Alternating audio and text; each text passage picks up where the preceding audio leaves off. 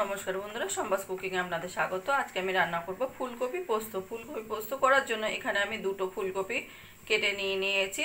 ফুলকপিটাকে একটু হালকা সিদ্ধ হওয়ার জন্য বসিয়ে দিয়েছি। চলুন দেখে নেওয়া যাক কিভাবে আমি ফুলকপি পোস্তটা রান্না করি। জলটা ফুটে উঠেছে, ফুলকপিটা হালকা সিদ্ধ হয়ে গেছে। এবার আমি নামিয়ে জলটা ঝরিয়ে নেব। এদিকে কড়াইতে তেল গরম বসিয়ে দিয়েছি। তেলের মধ্যে দিয়ে দেবো আমি একটা বড় সাইজের পেঁয়াজ, পাতলা পাতলা করে কেটে নেওয়া।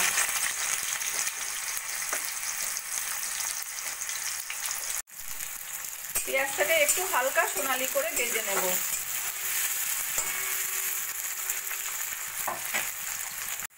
পেঁয়াজ হালকা সোনালি করে ভেজে নিয়েছি। এবার দিয়ে দেবো আমি সিদ্ধ করে নেওয়া ফুলকপি।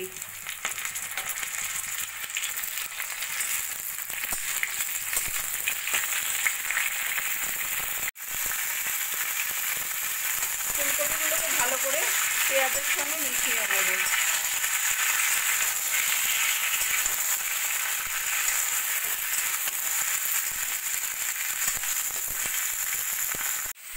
ফুলকপি ভাজা হতে হতে মিক্সিতে আমি একটা পেস্ট রেডি করে নেবো। সেজন্য নিয়ে নেবো আমি 2 চামচ মতো পোস্ত, একটা টমেটো আর কিছুটা কাজু, সবকিছু মিশিয়ে আমি পেস্ট করে নেব। পেঁয়াজের সঙ্গে ফুলকপিটাকে একটু ভাজা ভাজা করে নিয়েছি। এবার দিয়ে দেবো আমি কাজু আর পোস্তর পেস্ট।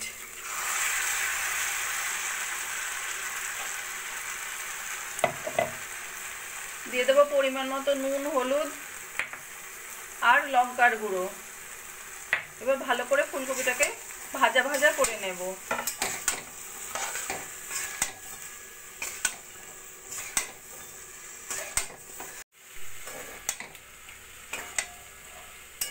বন্ধুরা, আমার রান্নাটা যদি ভালো লাগে প্লিজ লাইক করবেন আর কমেন্ট করে জানাবেন কেমন লাগলো। আর আমার চ্যানেলে যদি নতুন হয়ে থাকেন সাবস্ক্রাইব করবেন প্লিজ। আর যদি ফেসবুক পেজ থেকে দেখেন ফলো করবেন প্লিজ। কাজু আর পোস্ত পেস্ট দিয়ে ফুলকপিগুলোকে ভাজা ভাজা করে নিয়েছি। এবার মিক্সির বাটিটা ধুয়ে দিয়ে দেবো অল্প করে জল।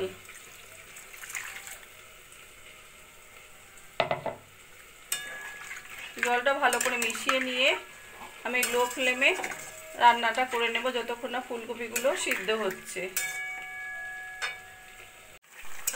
লো ফ্লেমে ফুলকপি আমি 5-7 মিনিট মতো রান্না করে নিয়েছি। এবার আমি দেখে নেব।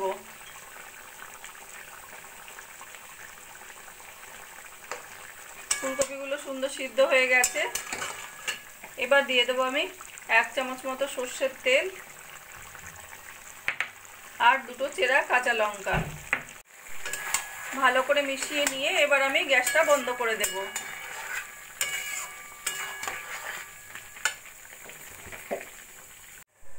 ফুলকপি পোস্ত রান্নাটা আমার কমপ্লিট হয়ে গেছে। আমার এই রেসিপিটা যদি ভালো লাগে তোমরা বাড়িতে বানিয়ে দেখতে পারো। গরম গরম ভাত, রুটি, পরোটা সবকিছু দিয়ে খেতে অসাধারণ লাগবে। আর কমেন্ট করে জানাবে কেমন লাগলো। প্লিজ লাইক, শেয়ার ও সাবস্ক্রাইব করবে। আর যদি ফেসবুক পেজ থেকে দেখো ফলো করে নিও প্লিজ।